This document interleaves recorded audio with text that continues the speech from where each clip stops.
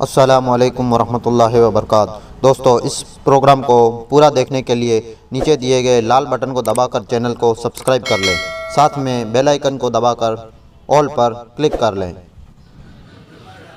اللہ کے رسول علیہ السلام تشریف لے جا رہے ہیں، صحابہ کرام کی جماعت حضور کے ساتھ ہے، بڑا لشکر ہے، لشکر جہاد کے لیے جا رہا ہے، جنگ کے لیے جا رہا ہے۔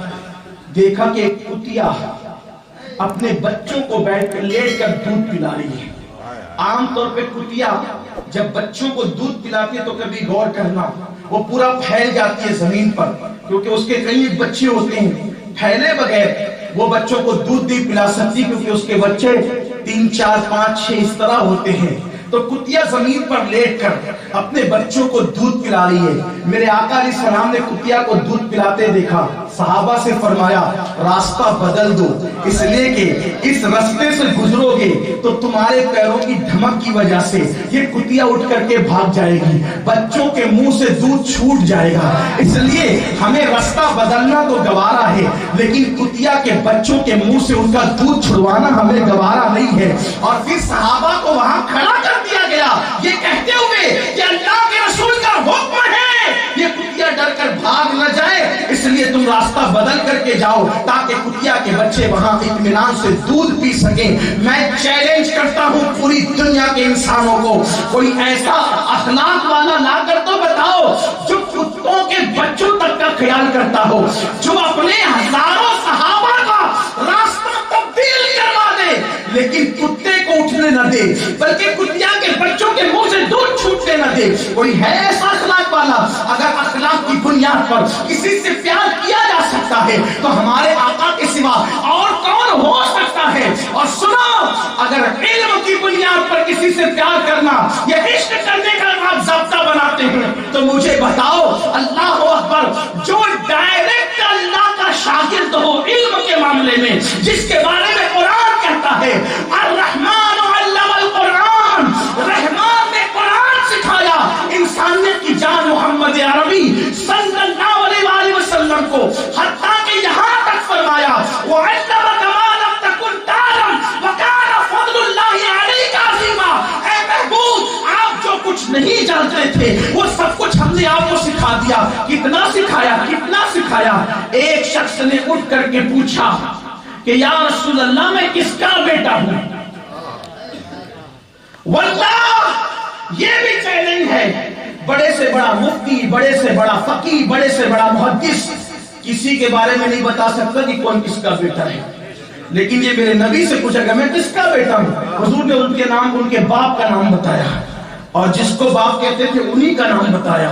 تو وہ اپنی ماں سے جا کر کہنے لگے امی آج میں نے پوچھا حضور سے کہ میں بیٹا کس کا ہوں، تو حضور نے نام بتایا۔ سرکار کی علیہ السلام کی یہ بات سننے کے بعد ان کی ماں نے کہا تیری ناک خاک آلود ہو، وہ تو اللہ کا شکر ہے کہ میں پاک دامن تھی، آج رسوا ہونے سے بچ گئی، اس لیے کہ عرب کی عورتوں کا حال تو بڑا عجیب تھا، اگر میں نے کسی سے منہ کالا وقت کیا ہوتا تو آج تو مجھے رسوا ہی کر دیتا۔ آپ اندازہ فرمائے میرے آقا صلی اللہ علیہ وسلم، اور ایک مرتبہ ایک کے بارے میں کہہ دیا کہ یہ جس کو باپ کہتا ہے اس کا بیٹا نہیں ہے، کہہ دیا ایک مرتبہ ایک کے بارے میں، وہ دوڑا گیا، حالانکہ وہ مسلمان نہیں تھا، اس کے بارے میں کہا جس کو باپ کہتا اس کا بیٹا نہیں ہے یہ، وہ دوڑا گیا، ماں کو چت لٹا دیا، اس کے سینے پہ بیٹھا اور تلوار نکال کر کے کہا بول سچ، کیونکہ میں محبت پر ایمان تو اس نے کہا کہ نہیں لایا، لیکن میں نے دیکھا ہے کہ وہ جو بھی بات کہتے ہیں سچ کہتے ہیں، اور آج کہہ دیا کہ وہ اپنے باپ کا بیٹا نہیں، تو بتا سچائی کیا ہے؟ اس کی ماں نے کہا کم بخت، اگر اپنے باپ کا ہوتا تو ماں کے ساتھ یہ سلوک کیوں کرتا؟ دراصل تیرا باپ نامرد تھا اور دولت مند تھا، تو میں نے سوچا کہ کہیں اس کے مرنے کے بعد دولت غیروں کے ہاتھ نہ چلی جائے، تو میں نے کسی چرواہے کے ساتھ منہ کالا کیا جس سے تو پیدا ہوا ہے، اور اسی کی خبر مصطفیٰ جان رحمت صلی اللہ علیہ وآلہ وسلم نے دی ہے، تو کس کے شکم میں کس کا بچہ ہے یہ بھی حضور جانتے ہیں، شکم کے اندر لڑکا یا لڑکی یہ بھی حضور جانتے ہیں، شکم کے اندر نیک ہے یا بدکار ہے یہ بھی حضور جانتے ہیں، شکم کا تو علم رکھتے ہی ہے، قبر کے اندر عذاب ہو رہا ہے یا ثواب کیا جا رہا ہے، اس کی خبر بھی مصطفیٰ جان رحمت عطا فرماتے ہیں۔ اللہ اکبر۔ پر تو علم کی بنیاد پر اگر کسی سے عشق کیا جائے ان سے بڑا عالم کون، ان سے بڑا خلق عظیم والا کون، ان سے بڑا حسن والا کون؟ اور اگر بات اقتدار کی ہے، اقتدار کی، کوئی ایک گھر کا حاکم، کوئی ایک شہر کا حاکم، کوئی ایک ملک کا حاکم، مصطفیٰ جان رحمت فرماتے ہیں میرے 2 وزیر ہیں زمین پر اور میرے 2 وزیر آسمانوں پر۔ جو وزیر زمین پر ہے وہ ایک ابو بکر اور ایک عمر ہے، اور جو آسمانوں پر وزیر ہے ایک جبریل اور ایک میکائیل ہے۔ آپ مجھے بتائیں، حضور بتا رہے کیونکہ بادشاہ کی سلطنت جہاں تک ہوتی ہے اس کے وزیر وہاں کام کرتے ہیں، تو زمین پر تو حضور کی سلطنت ہے، اس لیے ابو بکر اور عمر ان کے وزیر ہوئے، اور حضور کی سلطنت آسمانوں پر بھی ہے، اس لیے اللہ پر جبریل اور میکائیل ان کے وزیر ہوئے۔ تو حضور کی سلطنت صرف زمین پر نہیں بلکہ آسمانوں پر بھی ہے۔ تو اگر اقتدار کی بنیاد پر کسی سے پیار کرنا چاہیے یا پیار کیا جا سکتا ہے تو میرے آقا علیہ الصلوۃ والتسلیم کی ذات یہ بہت زیادہ مستحق ہے کہ ان سے پیار کیا جائے۔ اگر مالداری کی وجہ سے کسی سے پیار کیا جائے کہ مالداروں سے پیار کرو تو اللہ اکبر، ان سے بڑا مالدار کون ہوگا کہ پیٹ پر پتھر باندھتے ہیں اور پوری کائنات ان کے دسترخوان سے کھاتی ہے۔ آسمان خوان، زمین خوان، زمانہ مہمان، صاحب خانہ، لقب کس کا ہے تیرا تیرا، بلکہ اللہ اکبر میرے آقا صرف دنیا کی زمین کے ٹکڑے کے مالک نہیں ہے، اللہ نے تو انہیں جنت کا بھی مالک بنایا ہے۔ اتنے مالدار تھے کہ اگر کوئی فقیر بھیک مانگنے آتا تو جنگل بھر بھر کے بکریاں بھی دے دیتے تھے۔ ایک دیہاتی آیا اور آنے کے بعد کہا اے محمد عربی صلی اللہ علیہ وسلم آپ سب کو عطا کرتے ہیں، ذرا مجھے بھی دیجیے۔ تو آقا نے فرمایا یہ 2 پہاڑوں کے بیچ میں جو جنگل بھر کے بکریاں ہیں کیا یہ سب بکریاں میں تجھے عطا کرتا ہوں؟ جب وہ بکریاں ہانک کر لے گیا تو اس نے کہا لوگوں محمد عربی کا کلمہ پڑھ کے مسلمان ہو جاؤ، کیونکہ جو مسلمان ہو جاتا ہے وہ اس کو مالا مال فرما دیتے ہیں۔ اللہ اکبر، آقا فرماتے ہیں اگر میں چاہوں تو یہ دونوں پہاڑ میرے ساتھ سونے اور چاندی کے بن کر کے ساتھ چلے۔ اللہ اللہ، اگر مال کی بنیاد پر کوئی محبت کرنا چاہے تو محبت کا حال یہ، اور اگر نسب کی بنیاد پر کسی سے محبت اور عشق کیا جائے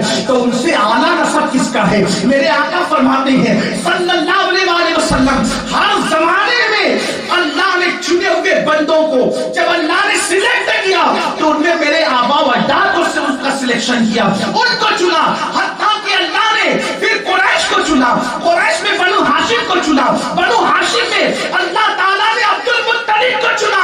اللہ اکبر، اور آل عبد المطلب سے اللہ نے مجھ کو چنا۔ اسی لیے امام کہتے ہیں یہی بولے سدرا والے چمنے جہاں کے تھالے سبھی میں نے چھان ڈالے، تیرے پائے کیا نہ پایا، تجھے یک نے یک بنایا، تجھے یک نے یک بنایا۔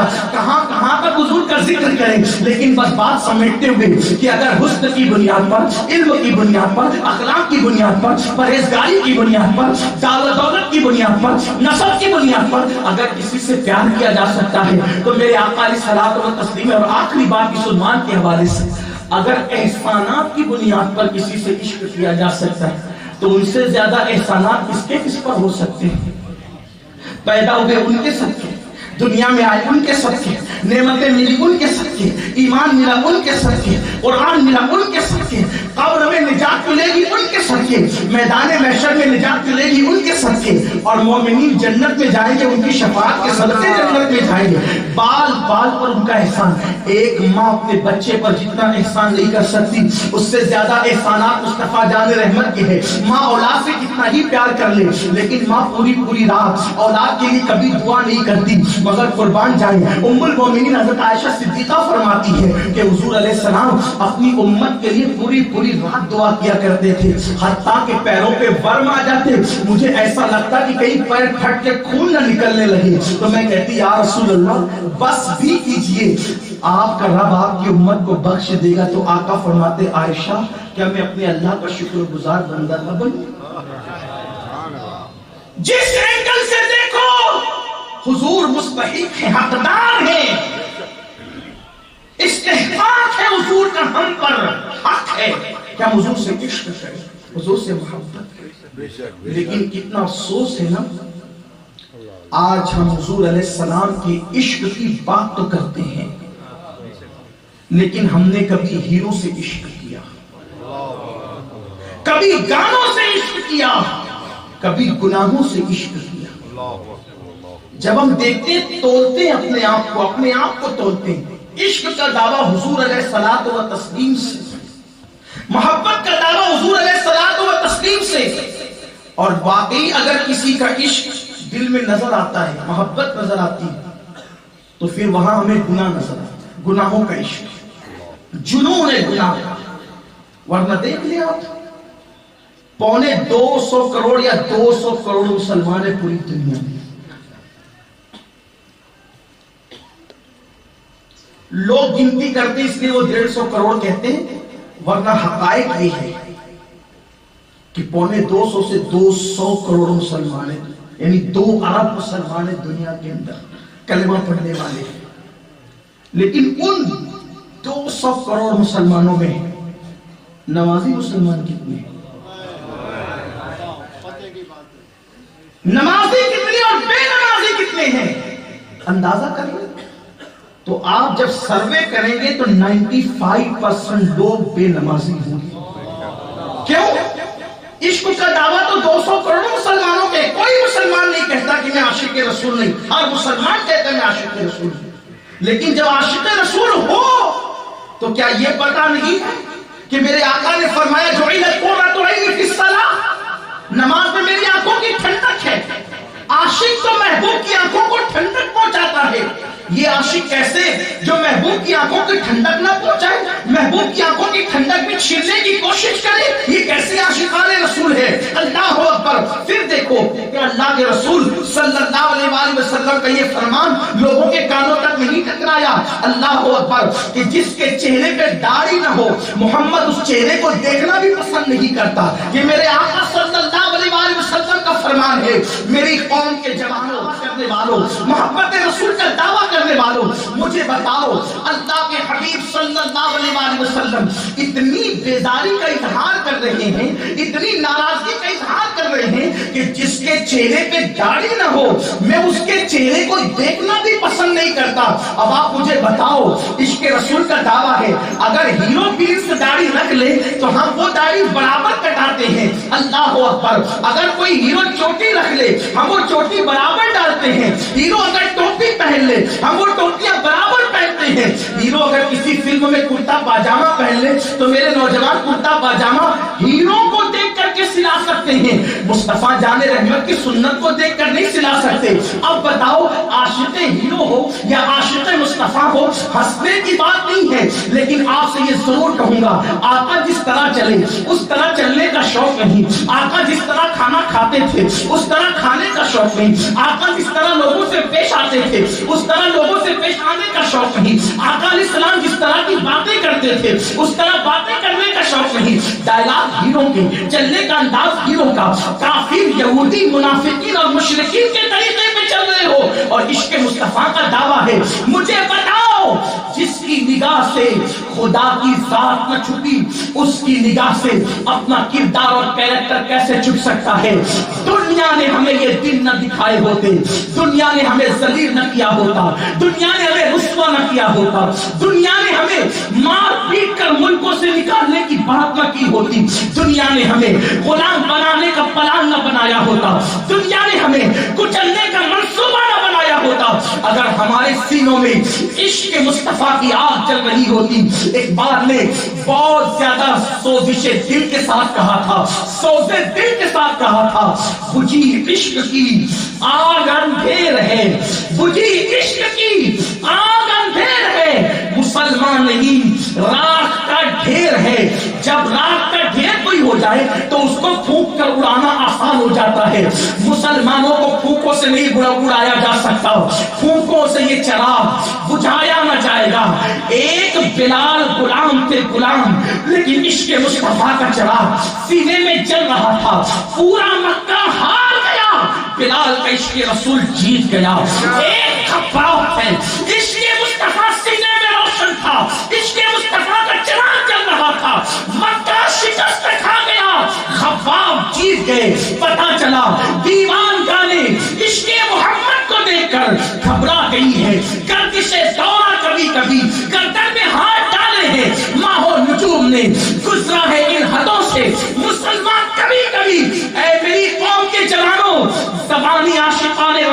بنو, عمل کے میدان کے عاشق بنو. اللہ اکبر, اللہ اللہ. دن میں 5 مرتبہ میرے نبی کا منادی نبی کے حکم پر حی علی الصلاۃ کی صدا لگا کر سر جھکانے کے لیے بلاتا ہے, لیکن مسلمان سر جھکانے کو تیار نہیں ہے. عاشق رسول کون تھے؟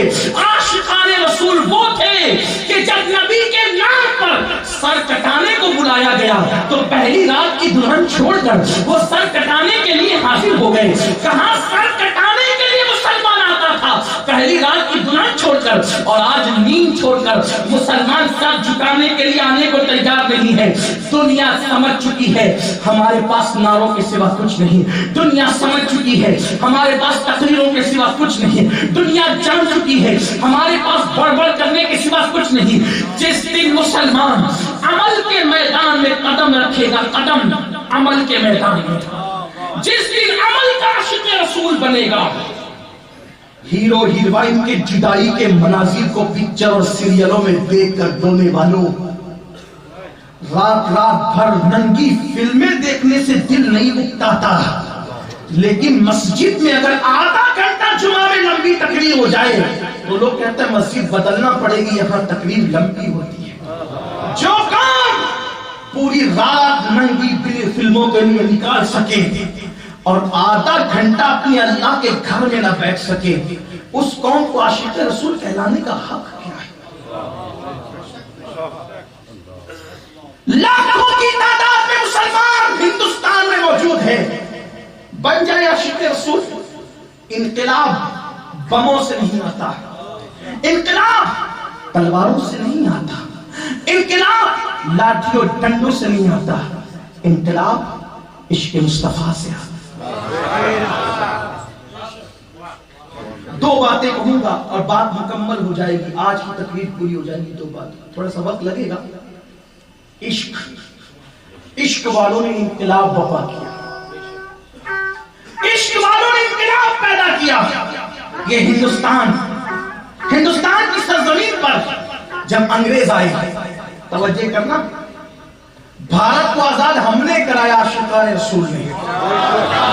تحریک اپنی تھی, جماعت اپنا تھا, فتوے اپنے تھے, اور لوگ ساتھ ہوئے تھے, قیادت اپنی تھی. جس قوم کو اپنے بچوں کے مستقبل کی فکر نہ ہو, وہ ملک کے مستقبل کی فکر کیا کرے گی؟ جو گھر میں آتے ہیں تو موبائل لے کر بیٹھ جاتے ہیں, انہیں پرواہ نہیں ہے کہ بچہ اسکول جا رہا ہے کہ نہیں جا رہا ہے, بچہ مدرسہ جا رہا ہے کہ نہیں جا رہا ہے, بچہ ایگزام کی تیاری کر رہا ہے کہ نہیں کر رہا ہے. ماں ٹی وی میں بیٹھ گئی, باپ موبائل لے کے بیٹھ گئے, بچوں کی تربیت کرنا کس میں؟ وہ ہم تھے ہم آج سے 1 صدی 1.5 صدی پہلے جو پوری دنیا کی فکر کرتے تھے, اور میرے آقا نے یہ فکر دی کہ جو شخص صبح اس حال میں کرے کہ میری امت کے لیے خیر کا منصوبہ نہ بنائے, فلیسا منا, وہ میری سوسائٹی کا ممبر نہیں ہے. آج ہم اپنے بچوں سے بے فکر ہیں. انقلاب کا نعرہ سب سے پہلے ہندوستان میں جس نے لگایا وہ غریب نواز کا غلام تھا. لوگوں کو اردو سے بڑی نفرت ہے, اردو مٹا دیں گے, اردو مٹا دیں گے. انقلاب کا نعرہ کیسے مٹاؤ گے؟ یہ بھی تو اردو زبان ہے. ہاں, دنیا نے بہت زبانوں کو پروموٹ کیا, لیکن انقلاب کا نعرہ لگانے پر آج بھی مجبور ہے. اس لیے کہ یہ اردو کسی مولوی کی ایجاد نہیں ہے, یہ اردو اس طوطیے ہند ملک الشعراء محبوب الہی کا محبوب جسے دنیا امیر خسرو کہتی ہے. ہاں, آغاز وہاں سے. ولی کے بٹھائے ہوئے اونٹوں کو کوئی نہیں اٹھا سکتا, ولی کی ایجاد کی بھی زبان کو کوئی کیسے مٹا سکتا؟ لیکن قدر ہمارے اندر نہیں ہے. ہم قدر نہیں کرتے اپنے بزرگوں کی, اپنے ولیوں کا ہم اتنا احترام نہیں کرتے جیسا کرنا چاہیے. سوچو, غور کرو, اپنے خیمے میں کمی کس چیز کی ہے, ہمارے گھر میں کمی کس چیز کی ہے. دوسروں کی تہذیب وہ چرائے جس کے گھر میں تہذیب نہ ہو, دوسروں کی بولی وہ چرائے جس کے گھر میں بولی نہ ہو, دوسروں کا تمدن وہ چرائے جس کے گھر میں تمدن نہ ہو,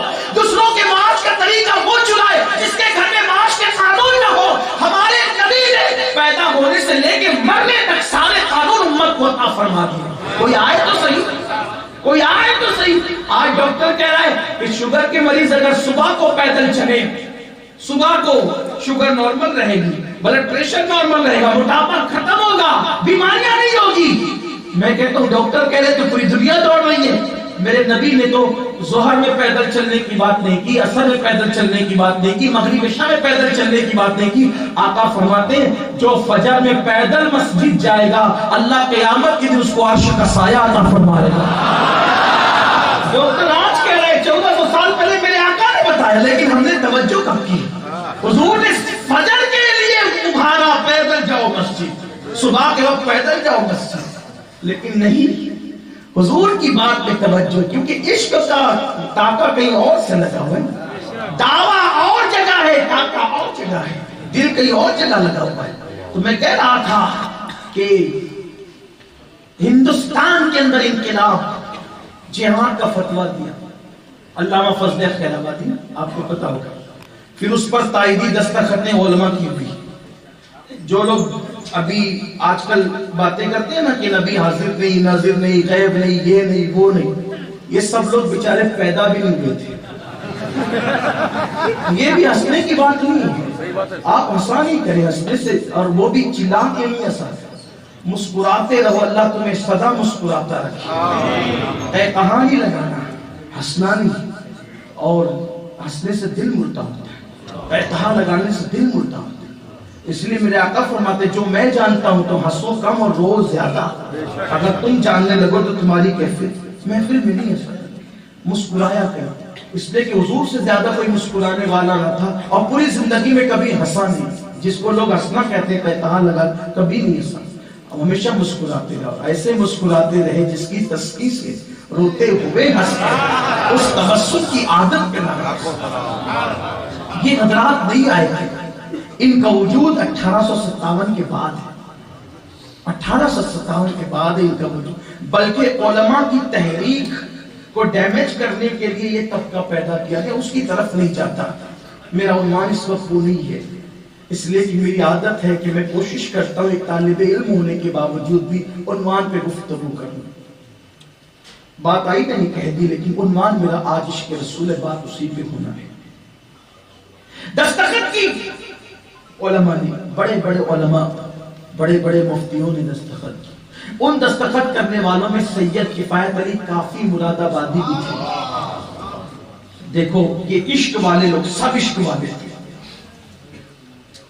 جب فضل خیر آبادی کو کالا پانی انڈمان کی جیل میں ڈالا گیا اور بیل گاڑی کے چکے سے باندھ کر کے وہ چکا چلایا جاتا, ان کی ہڈیاں کڑکڑاتی تو کہتے ہیں اغثنی یا رسول اللہ. یہ وہ عاشقان, انہوں نے انقلاب ہوتا, آزادی کی روح پھونکی انہوں نے. جہاں بھی انقلاب آیا عاشقوں نے پیدا کیا. دنیا جانتی ہے ہمارے پاس عشق کی چنگاری بھول گئی, رات ہو گئے, ہم کچھ نہیں کر سکتے. ہم جب حضرت کافی مراد آبادی رحمت اللہ علیہ کو مراد آباد کی جیل کے اندر پھانسی کی سزا دی جا رہی تھی تو پہلے لالچ دی گئی, کافی تمہیں چھوڑ دیں گے زندہ, میرا نہیں ہے. کافی نے کہا موت تو ایک دن آنی ہے, فتویٰ قیامت تک باقی رہنے والا ہے. اگر جان بچانے کے فتوے سے انکار کر دوں گا, جان تو بچ جائے گی لیکن فتوے کا اعتبار اٹھ جائے گا. ہم جان دے کر بھی فتوے کی آبرو بچاتے ہیں, ہم فتوے بیچا نہیں کرتے جان کے عوض میں. جو جان کے عوض میں فتویٰ نہ بیچے وہ پیسوں کے عوض میں فتویٰ کیا بیچ سکتا ہے. فرمایا مرنے کے لیے تیار ہے, ہم مر جائیں گے. تو اس وقت تو کہا گیا تھا کافی, دنیا کا دستور ہے پوری دنیا کا کہ جب بھی کسی کو پھانسی دی جاتی ہے یا کسی کو قتل کیا جاتا ہے تو اس کی آخری خواہش پوچھی جاتی ہے, تمہاری آخری خواہش کیا ہے یہ بتاؤ. عاشق رسول دیکھو, آپ سچ بتانا, اگر کسی کو پھانسی کی یا قتل کی سزا دی جا رہی ہو تو اس کا پریشر بڑھ جاتا ہے, آدمی کے کپڑے خراب ہو جاتے ہیں, ہوش نہیں رہتا, پاگل پن کی طرح کیفیت ہو جائے. بڑے بڑے بہادر سرما کا یہ حال تاریخ میں پڑھ لیا. لیکن عشق کیا تھا ان علماء کا, ان ہندی مسلمانوں کا. میرے آقا کا جب یہ فرمان ہم پڑھتے ہیں کہ مجھے ہند کی طرف سے عاشقوں کی خوشبو آ رہی ہے تو ہم سمجھتے ہیں کہ پھر وہ وہی لوگ تھے. کون لوگ؟ جب کافی کو کہا کہ اپنی تو کافی نے کہا تھا پوری زندگی نبی کی نعت لکھتا رہا، کاغذ لاؤ قلم لاؤ، آج میں اپنے نبی کی نئی نعت لکھوں گا، مرنے سے پہلے آخری نعت لکھوں گا۔ اور کافی نے نعت لکھی، اور کتنی خوبصورت لکھی کہ عشق اور ادب دونوں ایک دوسرے سے گلے مل رہے ہیں۔ آج بھی اس گھبراہٹ کے عالم میں وہ کتنے مطمئن تھے کہ ادبی خامی کوئی اس میں نکال نہیں سکا، ردیف و قافیہ پہ کوئی اعتراض نہ کر سکا۔ کلام کتنا خوبصورت ہے، کہتے کوئی گل باقی رہے گا نہ چمن رہ جائے گا، کوئی گل باقی رہے گا نہ چمن رہ جائے گا، پر رسول اللہ کا دین حسن رہ جائے گا۔ اطلس و کمخاب کی پوشاک پہ نازا نہ ہو، اس تنے بے جان پر خاکی کفن رہ جائے گا۔ ہم سفیر و باغ میں ہیں، کوئی دم کا چہچہا، بلبلیں اڑ جائے گی، سونا چمن رہ جائے گا۔ جو پڑے گا صاحب لولاد کے اوپر درود، آگ سے محفوظ اس کا تن بدن رہ جائے گا۔ نام شاہانے جہاں مٹ جائیں گے لیکن یہاں، نام شاہانے جہاں مٹ جائیں گے لیکن یہاں، حشر تک نام و نشانے پنجتن رہ جائے گا، حشر تک نام و نشانے پنجتن رہ جائے گا۔ سب فنا ہو جائیں گے، سب فنا ہو جائیں گے، سب فنا ہو جائیں گے، کافی وہ لیکن حشر تک نعت حضرت کا زبانوں پر سخن رہ جائے گا۔ کافی نے یہ نعت لکھی اور سپرد کیا، انگریزوں کو غصہ آیا، بڑا عاشق رسول بنتا ہے، اس کو آسانی سے موت نہیں دیں گے، پھانسی دینے سے پہلے اس کے بدن پر استری پھیر دیں گے۔ اس وقت پاور والی استری کا دور نہیں تھا، وہ لوہے کی استری آتی تھی، اس کے اندر کوئلے رکھے جاتے تھے اور کوئلے بھڑکائے جاتے تھے، تب استری گرم ہوتی تھی۔ استری سمجھتے ہیں نا، پریس کرتے ہیں کپڑوں کو تو وہ استری کوئلے والی گرم کی گئی اور کوئلوں کو بھڑکایا گیا۔ دیکھو یہ عاشقان رسول، آج عشق رسول کے نام پہ عزتیں مل رہی ہیں تو بھی لوگ عاشق بننے تیار نہیں ہیں۔ جو قوم اپنے چہرے پر داڑھی کے چند بال عشق رسول کے نام پہ نہ بڑھا سکیں، وہ بدن پہ استریاں کیا پھروا سکتے ہیں؟ یہ زیادہ دن کی بات نہیں، صرف 150 سال پہلے کی بات ہے، گویا کہ آپ اس کو کل ہی کہہ سکتے ہیں، ابھی پچھلی صدی کی بات ہے۔ کافی کے بدن پر کوئلوں کی استری پھرائی جا رہی تھی، لیکن یاد رکھنا جب واقعی دل میں عشق رسول ہوتا ہے نا تو حضور اس طرح کسی کے رحم و کرم پر بھروسے پہ نہیں چھوڑ دیتے ہیں۔ عاشقوں پہ جب مصیبت آتی ہے تو حضور اپنی آستین کا چادر کا دامن لے کر خود آتے ہیں۔ جب کافی کے بدن پر استری پھیری جا رہی تھی اور بدن جل رہا تھا تو کافی کی آنکھ میں آنسو تھے، لیکن سامنے دیکھا تو حضور کھڑے ہوئے مسکرا رہے تھے، تسلی دے رہے تھے۔ کافی نے جب میرے آقا کو دیکھا تو عرض کی، آقا آپ آ گئے اس موقع پر، میں نے بہت دیر کی، کاش مجھے پہلے معلوم ہوتا کہ آپ کے عشق میں بدن پہ استری چلواؤں گا تو آپ کا دیدار ہوگا، تو اتنی دیر کیوں کرتا، یہ کام میں اور پہلے کر لیتا تاکہ آپ کا دیدار مجھے نصیب ہو۔ یہ جو شاخ بدن پر استریاں چلا دی گئی، انقلاب وفا کی، دنیا جانتی ہے کہ عاشق انقلاب وفا کرتے ہیں، اور وہ جو چنگاری تھی نا آزادی کی، آخر وہ شعلہ جوان بن کے رہی، ہندوستان آزاد ہو کے رہا۔ یہ ان عاشقوں کے لگائے ہوئے بات تھے جن کو بعد میں پانی دیے گئے اور ان کو پھر آبیائی ان کی گئی اور پھر یہ چمن ہرا بھرا ہو گیا۔ تو عمل کے عاشق رسول آج اپنے سے گانے نہیں چھوٹتے، گالیاں نہیں چھوٹتی، بڑی بڑی معذرت کے ساتھ آج زنا کے اڈوں پہ سب سے بڑی تعداد اگر کسی کی نظر آ رہی ہے تو مسلم جوانوں کی، 16 17 سال کے لڑکے اور لڑکیاں۔ میں یہ نہیں کہتا کہ سب ایسے ہیں، واللہ ہر مسلمان ایسا نہیں ہے، لیکن آج یہ سچویشن ہے، یہ حالات ہیں۔ جو آخری بات اس کرنے چلا تھا بس وہ یہی کہ عاشق بنو، اللہ کرے میں بھی عاشق کے رسول بن جاؤں، آپ کے صدقے میں بہت بڑا منصب عشق کا۔ عارف رومی سے کسی نے کہا تھا میں کیا بنوں کہ سب بن جاؤں گا؟ فرمایا تھا بیٹے عاشق رسول بن جا، تو سب بن جائے گا۔ لیکن ایک بات ضرور کہتا ہوں، عاشق کی پہچان ہے۔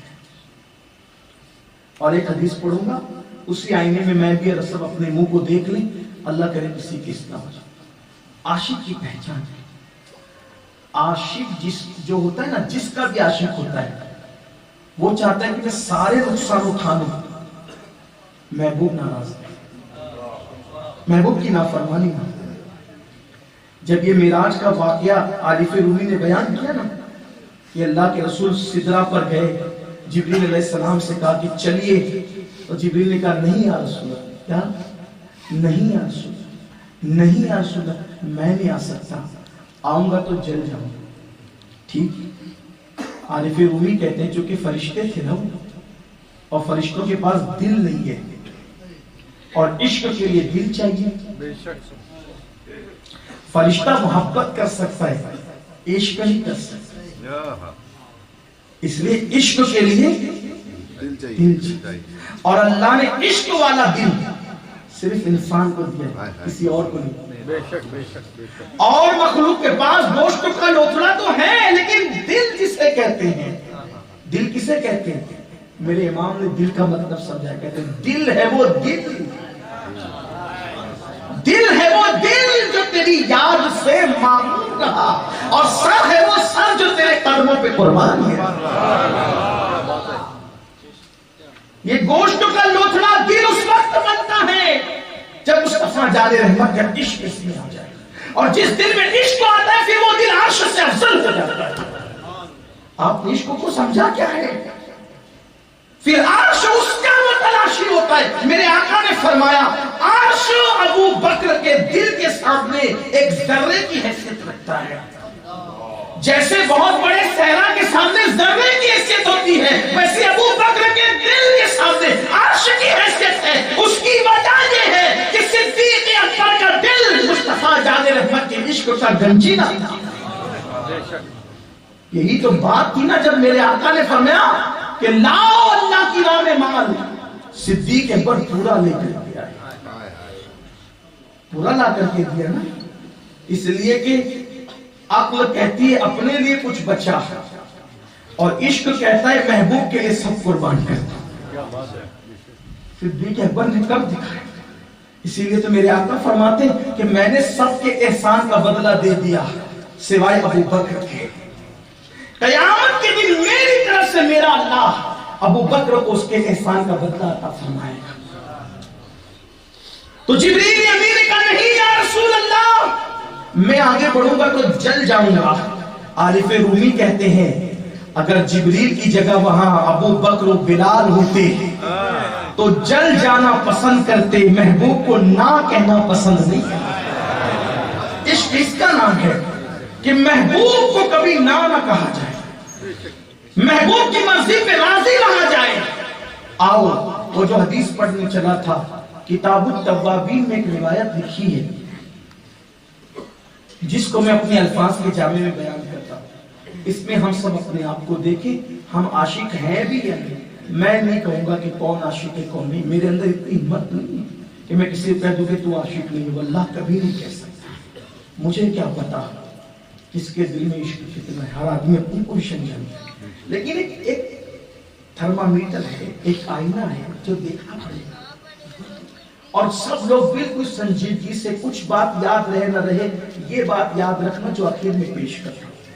میری مائیں اور بہنیں بھی باہر بیٹھ کر اگر سن رہی ہیں، ان سے بھی کہتا ہوں اگر ماں عاشق رسول نہیں ہوگی، بچہ عاشق رسول کیسے ہو سکتا؟ اگر ماں کے سینے کے اندر ہیرو ہیروئن کی محبت کے جذبات ہوں گے تو اس سینے سے دودھ پینے والا بچہ شریف کیسے ہو سکتا ہے؟ کیسے شریف ہو سکتا ہے؟ ماؤں نے تربیت کی تھی اپنے بچوں کی۔ دیکھو، وہ حدیث پڑھنے سے پہلے ایک بات اپنی بہنوں کو بتا دوں، کسی بھی کمپنی میں مال جو بنتا ہے نا، اچھا یا برا، وہ ڈائی کی بنیاد پہ بنتا ہے۔ جس کمپنی کی ڈائی اچھی ہوگی اس کا مال بھی اچھا ہوگا. ڈائی خراب ہوئی مال کا مٹیریل کیسا ہی ہو, ڈائی خراب ہونے پہ مال خراب ہو جاتا ہے. لوگوں نے دیکھا مسلمانوں میں محمد بن قاسم پیدا ہو رہا ہے, مسلمانوں میں